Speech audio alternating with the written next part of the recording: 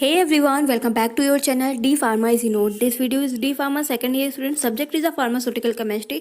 तो चलिए स्टार्ट करते हैं इस टॉपिक को जो कि है एंटीबायोटिक. इम्पॉर्टेंट टॉपिक है एंटीबायोटिक्स और इसके बारे में हम लोग जानने से पहले आपको उस पड़ाव पे ले चलते हैं जिससे आपको बहुत ही अच्छे से समझ में आने वाला है. तो चलिए समझते हैं ये एंटीबायोटिक है क्या. तो सबसे पहले जानिए ये एंटीबायोटिक क्या है. ठीक है, एंटी प्लस बायोटिक. एंटी मतलब क्या, जो कि हमारी सुरक्षा प्रदान करे उसे एंटी बोलते हैं, और बायोटिक्स मतलब बैक्टीरिया. ओके, तो जैसे कि पेड़ काटने के लिए एक कुल्हाड़ी का यूज़ किया जाता है और कुल्हाड़ी का यूज़ किया जाता है उसी तरह और उस कुल्हाड़ी पे इस लकड़ी का यूज़ किया जाता है. जो कुल्हाड़ी है वो उसकी लकड़ी कहाँ से मिली, पेड़ से मिली, और उसी को काटने के लिए कुल्हाड़ी का यूज़ किया जा रहा है. तो फिर बैक्टीरिया को किल करने के लिए बैक्टीरिया का यूज़ ही करके उसे किल किया जाता है. ठीक है, तो आई होप आप समझ गए होंगे कि जैसे लकड़ी काटने के लिए कुल्हाड़ी से लकड़ी से बनी हुई वस्तु का यूज़ करते हैं, वैसे बैक्टीरिया को किल करने के लिए बैक्टीरिया से ही हम उसको बैक्टीरिया को किल कर सकते हैं. ठीक है, तो चलिए अब आगे देखते हैं क्या लिखा हुआ है. तो देखिए बैक्टीरिया को कैसे किल किया जा सकता है. दो टाइप्स हैं. एक है बैक्टीरिया साइडल, जिससे पूरी तरह से बैक्टीरिया किल हो जाती है, मर जाती हैं. ठीक है, और दूसरा है बैक्टीरियोस्टैटिक. बैक्टीरियोस्टैटिक से क्या होता है, बैक्टीरिया की जो ग्रोथ हो रही है संख्या, उसकी मल्टीपल ग्रोथ को बिल्कुल रोक देता है. मारता नहीं है लेकिन उनकी ग्रोथ को रोक देता है. तो आपको ये याद रखना है बैक्टीरियोसाइडल एंड बैक्टीरियोस्टैटिक में. ओके, तो आई होप आप समझ गए होंगे अच्छे से. अब चलिए इसके फ्रेंड्स इसके क्लासिफिकेशन के बारे में जानते हैं कि बैक्टीरिया ये कितने प्रकार की होती हैं. तो दो प्रकार की बैक्टीरिया होती हैं. एक होती है ब्रॉड स्पेक्ट्रम और दूसरी होती है नैरो स्पेक्ट्रम. तो ये बैक्टीरिया को कैसे किल करती हैं. देखो, ब्रॉड स्पेक्ट्रम में वो दवाइयाँ आती हैं जो कि gram positive and gram negative bacteria को किल करती हैं. दो प्रकार के बैक्टीरिया को ये किल करती हैं. कौन है, ब्रॉड स्पेक्ट्रम. जो ब्रॉड होती हैं, बड़ी, मतलब वो gram positive and gram negative दोनों बैक्टीरिया को किल करती हैं. और जो नैरो स्पेक्ट्रम है वो किसी एक बैक्टीरिया को ही किल करेगी, या तो ग्राम पॉजिटिव को ही या तो ग्राम नेगेटिव को ही. ठीक है, अब चलिए जानते हैं कि ये आप ये सोच रहे होंगे ये ग्राम नेगेटिव पॉजिटिव क्या है. तो चलिए इसके बारे में जानते हैं. देखिए यहाँ पे टेस्ट ऑफ स्टेनिन लिखा हुआ है. बैक्टीरिया का टेस्ट करवाया जाता है. तो जो बैक्टीरिया ग्राम पॉजिटिव टेस्ट देती हैं उन्हें ग्राम पॉजिटिव कहते हैं. ओके, और जो बैक्टीरिया ग्राम नेगेटिव टेस्ट देती हैं उन्हें ग्राम नेगेटिव बैक्टीरिया कहते हैं. तो आई होप आप समझ गए होंगे ये gram positive and gram negative का क्या मामला है. तो देखिए क्लासिफिकेशन आप समझ गए हैं कि जो ब्रॉड स्पेक्ट्रम है वो दोनों gram positive and gram negative bacteria को किल करेगा, और जो नैरो स्पेक्ट्रम है वो ओनली ग्राम नेगेटिव या ग्राम पॉजिटिव को ही किल करेगा. ओके, तो आई होप आप समझ गए होंगे फ्रेंड्स. अब मैं आपको ले चलती हूँ कि इसकी डेफिनेशन आपको कैसे लिखनी है आपके एग्जाम में. चलिए देखते हैं. मैं आपको हिंदी और इंग्लिश दोनों लैंग्वेज में डेफिनेशन दिखाऊंगी. आपको जैसा अच्छा लगे वैसा आप लिख सकते हैं. तो देखिए यहाँ पे आपको ये भी पता चल जा रहा है कि आपसे क्वेश्चन किस तरह पूछे जाते हैं. तो मैं रिपीटेड क्वेश्चन पेपर आपसे करवाती हूँ, सॉल्व पेपर. तो इससे आपको यहाँ पे ये भी जानकारी मिल जा रही है. देखिए क्वेश्चन में पूछा गया है एंटीबायोटिक क्या है, आपको उसके बारे में बताना है, जैसा कि मैंने अभी समझाया और यहाँ पे भी लिखा हुआ है. ठीक है, एंटीबायोटिक्स क्या है, किन्हीं 5 एंटीबायोटिक्स के नाम लिखने हैं आपको. इनमें से किसी एक के बारे में अच्छे से वर्णन करना है. ठीक है, तो चलिए अब आपको डेफिनेशन लिखनी है.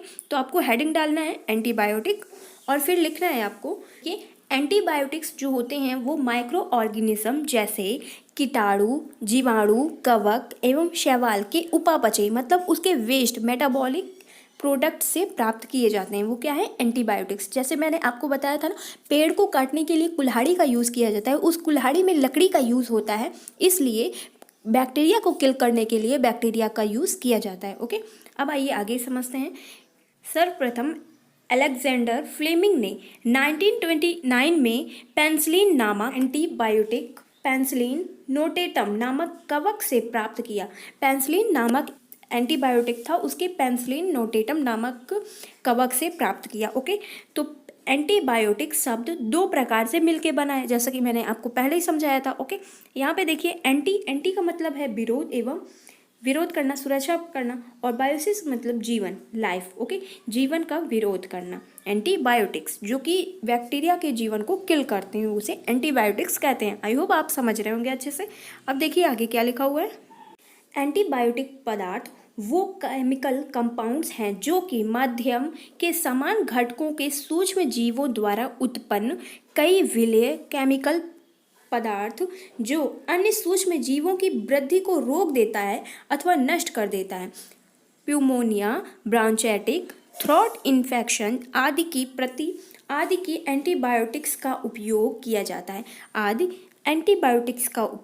जाता है। ओके।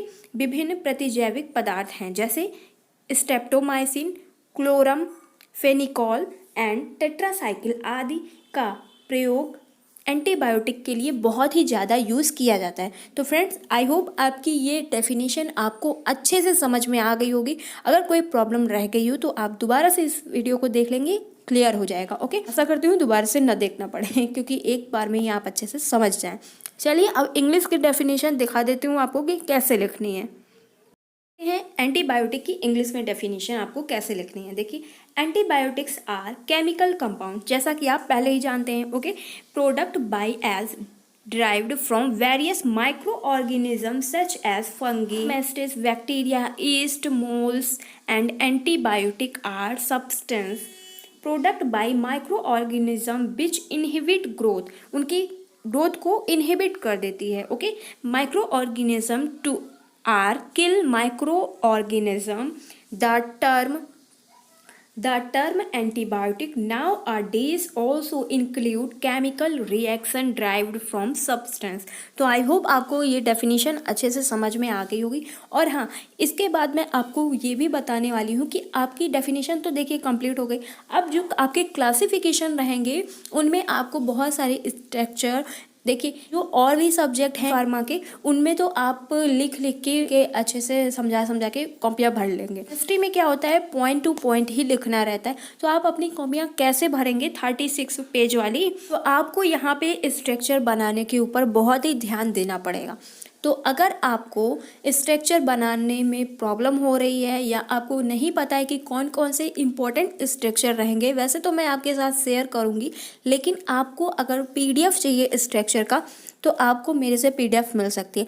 लेकिन कैसे, ये भी सुन लीजिए। अगर आप अपने 3 फ्रेंड्स के पास हमारा चैनल शेयर करेंगे, चैनल को सपोर्ट करेंगे, तभी आपको मैं वो पीडीएफ दूंगी। और आपके उन तीनों फ्रेंड्स को मेरे पे कमेंट करके बताना होगा कि हाँ आपने उनको ये चैनल प्रोवाइड किया है। ओके, तो फिर आपको इस तरह मैं पीडीएफ दूंगी और इसमें कोई रुपए पैसे नहीं है और बहुत ही आसानी से, ऐसा तो है नहीं कि आपके फ्रेंड्स नहीं होंगे कोई भी और या आप शेयर नहीं कर सकते हैं, तो फिर इसमें कोई भी प्रॉब्लम बिल्कुल भी नहीं होनी चाहिए किसी को भी।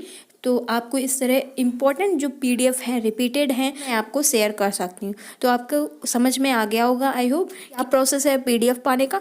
तो आइए आगे देखते हैं क्लासिफिकेशन, जो कि मोस्ट इम्पॉर्टेंट है। अगर कोई भी आप अपना टॉपिक लेते हैं, ये ड्रग्स उनमें ये रिपीट हुई हैं जिनको मैं बताऊंगी कि मोस्ट इम्पॉर्टेंट है, तो आपको लिख लेना है और उन मोस्ट इम्पॉर्टेंट ड्रग्स को एकदम अच्छे से अपने माइंड में फिट कर लेना है। ठीक है, तो चलिए देखते हैं इनकी क्लासिफिकेशन किस तरह है। Classification of antibiotic on chemical basis, तो इनका केमिकल बेसिस क्लासिफिकेशन है।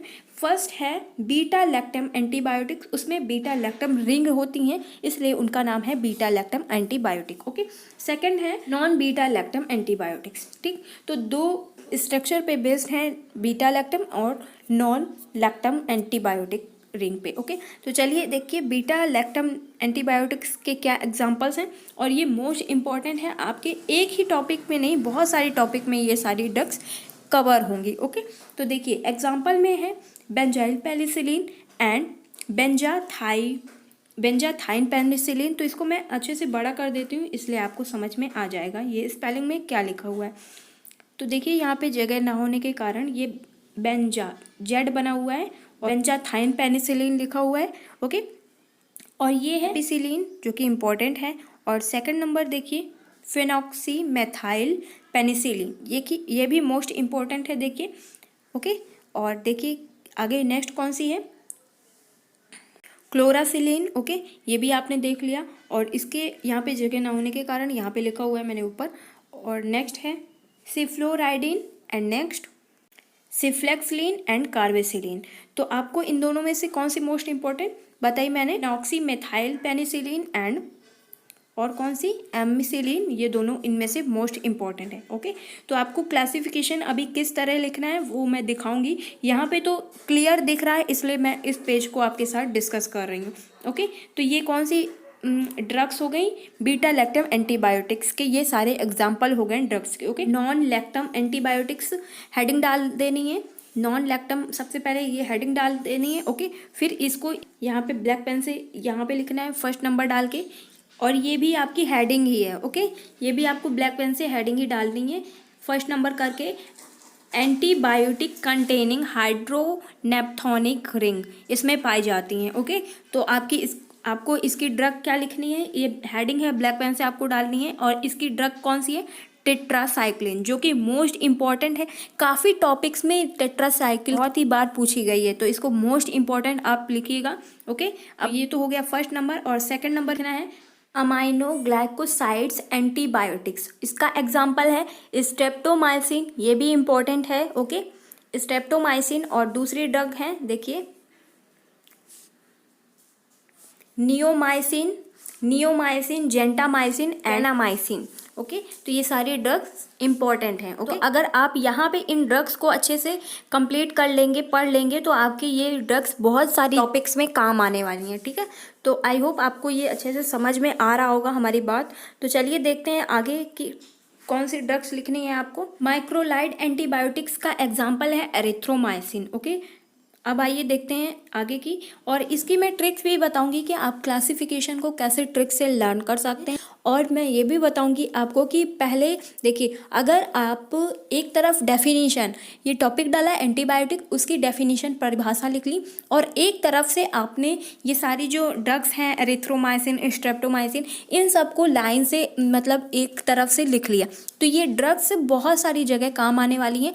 एक तरफ आप टॉपिक डालिए और उसका क्लासिफिकेशन लिख लीजिए। ठीक, दूसरी तरफ आप एक लाइन से स्टार्ट करिए कि ये ड्रग्स इस काम में आती हैं। ठीक है, तो आपका क्लासिफिकेशन ये सब लिखा रहेगा, और फिर इसके बारे में, क्योंकि ये ड्रग्स तो बहुत सारे टॉपिक्स में काम आ रही है, एंटी कैंसर में भी आ रही है, उसमें भी आ रही है, एंटीबायोटिक्स में भी आ रही हैं, तो आप ये एक तरफ लिखे रहेंगे तो आपको ये बार बार लिखने की ज़रूरत नहीं रहेगी। तो ये आप समझ रहे होंगे ना, जैसा मैं आपको समझा रही हूँ। कॉपी के 2 पार्ट्स में डिवाइड कर लीजिए, और एक तरफ लिखिए कि डेफिनीशन और उसके क्लासिफिकेशन, और एक तरफ दूसरी तरफ जो आधी कॉपी बचेगी उसमें ये टॉपिक डाल के बेंजोइल पेनिसिलिन, एरिथ्रोमाइसिन, स्ट्रेप्टोमाइसिन, इन सब के बारे में लिख लीजिए। ठीक है, चलिए आगे देखते हैं। एंथ्रोमाइसिन एंटीबायोटिक के एग्जाम्पल हैं एक्टिनोमाइसिन और ड्यूनूरोमाइसिन। ओके, तो चलिए अब आगे का देखते हैं, इसका प्रोसेस क्या है। आगे का इस पेज पे लिखा हुआ है, 5th नंबर पे आपको देखिए लिखना है। 5th number polyene macrolide antibiotics, इसके एग्जाम्पल हैं nystatin and amphotericin B. Nystatin and amphotericin B, ये एम्फोटेरिसिन बी भी बहुत जगह यूज में आती है, लाइक एंटीबायोटिक बैक्टीरियोस्ट्रेसिन। ओके, और नॉन क्लासिफाइड एंटीबायोटिक्स के एग्जाम्पल हैं क्लोरामफेनिकोल और आइसोफ्लूविन। ओके, ये दोनों एग्जाम्पल हैं इनके। और नेक्स्ट देखिए लास्ट जो कि है मिसकैलनियस एंटीबायोटिक, उसका निवोमाइसिन एंड रिफाम्पसिन। रिफाम्पसिन भी बहुत ही जगह यूज़ की जाती है। ओके, अब आइए, आपने तो इतना जान लिया कि ये इनके क्लासिफिकेशन है नोट्स वाली कॉपी में, कि मैंने कैसे किस तरह से लिखा था। ठीक है, बायोटिक के बारे में लिखा हुआ है, और उसके ये क्लासिफिकेशन लिखे हुए हैं। Classification of antibiotic on chemical basis. Okay, beta lactam antibiotics के बारे में पूरा लिख लिया। ठीक, इसके एग्जांपल्स पूरे लिख दिए, और अब यहाँ पे नॉन लैक्टम एंटीबायोटिक्स के बारे में लिख दिया, और नंबरिंग करके फर्स्ट नंबर से थे ना, मैंने वहाँ पे बताए थे, तो इनके एग्जांपल लिख दिए। ओके, इन सब के एग्जांपल्स लिख दिए। आई होप आप समझ गए होंगे अच्छे से। तो आपको जैसे कि मैंने यहाँ पे लिखा हुआ है, और उसी के नीचे से फिर मैंने उसके बारे में जो मोस्ट इंपॉर्टेंट आपको ड्रग्स बताई थी उनके बारे में लिखा हुआ है, तो आपको मैं ये भी डिस्कस करूँगी। लेकिन इससे पहले मैं बता दूँ कि जैसे कि मैंने अभी आपको बताया था ना, कि जैसे कि आपकी ये एक कॉपी है, एक रजिस्टर है, आपको ये भी मैं बता दूँ कि आपको जो रजिस्टर बनाना है अपना, वो बिना लाइन वाले पेजेस बनाने हैं एक रजिस्टर को, और इस तरफ वाले पूरे पार्ट में जो जितने भी पेजेस इधर बचते हैं उधर आपको क्या लिखना है ये बताती हूँ, और इधर वाले पूरे पेजेस में आपको इस तरफ के जितने भी पेजेस बचे हैं इधर आपको हेडिंग डालनी है जो टॉपिक है, और उसकी डेफिनेशन लिखनी है और उसका क्लासिफिकेशन पूरा लिख देना है। फिर उसके पीछे पेज में जो भी जैसा कि एंटी कैंसर टॉपिक है उसकी हेडिंग डालनी है, उसकी डेफिनेशन लिखनी है और उसके क्लासिफिकेशन लिख देने हैं ऐसे नंबर से। ठीक, आई होप आप समझ रहे होंगे। देखिए ये जैसे लिखा हुआ है नंबरिंग करके उसके क्लासिफिकेशन लिख देने हैं। और इस वाले जो पार्ट है, जो इस धर का पार्ट बचा हुआ है, उनमें आपको क्या लिखना है, जैसे कि मोस्ट इंपॉर्टेंट आपने जैसे यहाँ पे पढ़ा एम्फिसिलिन मोस्ट इंपॉर्टेंट देखा था ना, बताया था, तो उन सबको जो मोस्ट इंपॉर्टेंट है उन सारी कैटेगरी की ड्रग को, उनके केमिकल, उनके यूजेस, उनकी प्रॉपर्टी, ये सब लिखना है। फिर दूसरा टॉपिक डाला बेंजाइन पेनिसिलिन डाला, ये मोस्ट इंपॉर्टेंट बताया गया था, उसके बारे में, उसकी प्रॉपर्टी, उसके यूज़, उसके केमिकल स्ट्रक्चर, ये सब लिख लेना। आई होप आप अच्छे से समझ रहे होंगे हमारी बात को। जो क्लासिफिकेशन मैंने अभी आपके साथ डिस्कस किया था उसको कैसे लिखना है, उनके बारे में क्या क्या बताना है। तो देखिए यहाँ पे फर्स्ट नंबर पे हम लोग पहुँच चुके हैं। तो देखिए फेनॉक्सी पेनिसिलिन, पेनिसिलिन का ये पेनिसिलिन बी का स्ट्रक्चर बना हुआ है।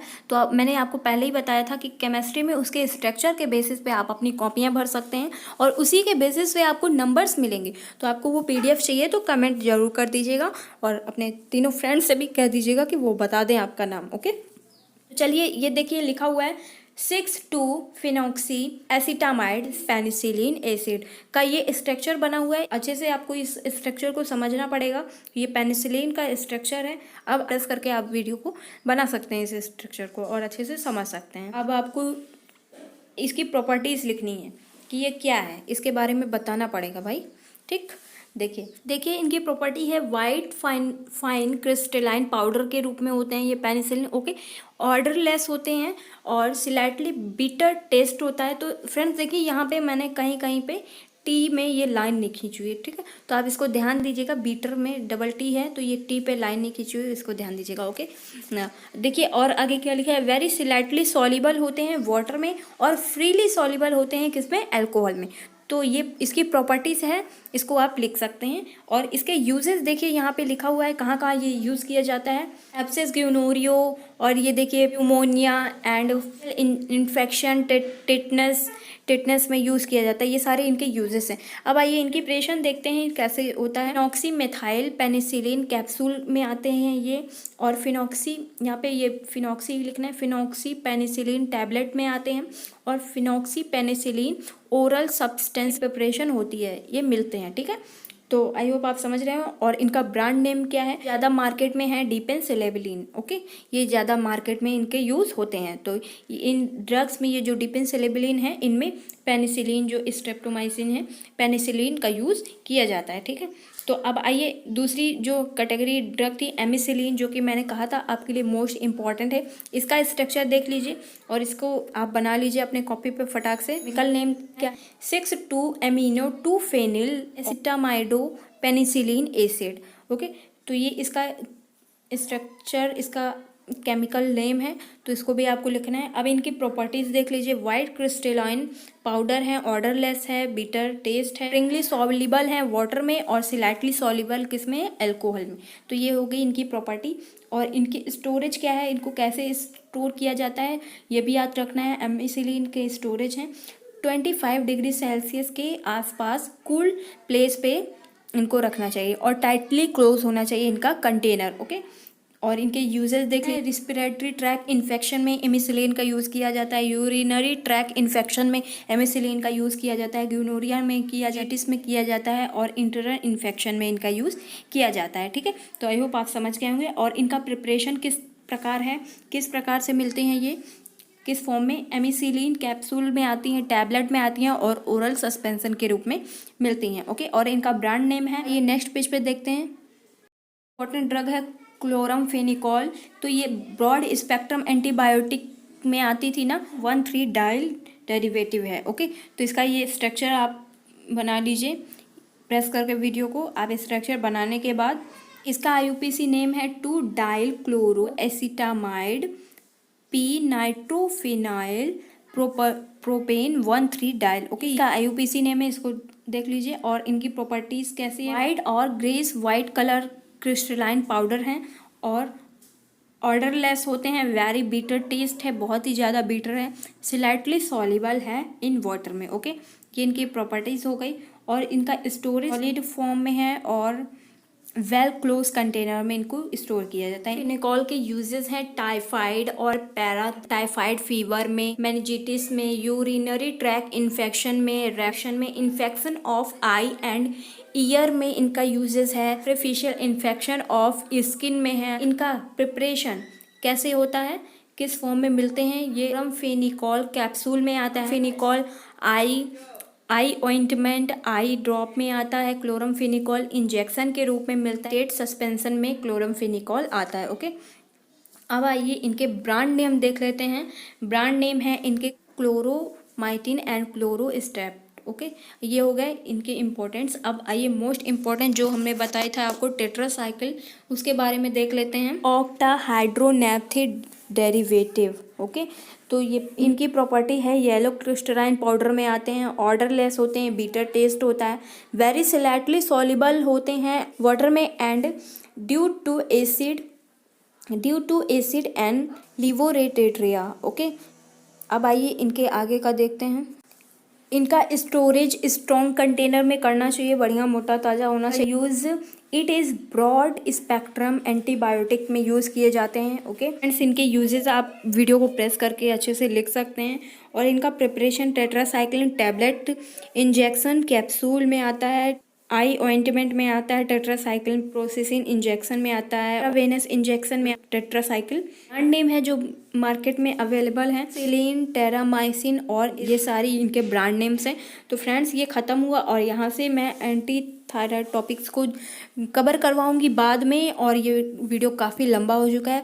आई होप आपको ये वीडियो अच्छा लगा है। अगर अच्छा लगा है तो अपने दोस्तों के साथ जरूर शेयर करना। Please do like, share and subscribe the channel. Thank you, take care, I meet to next video.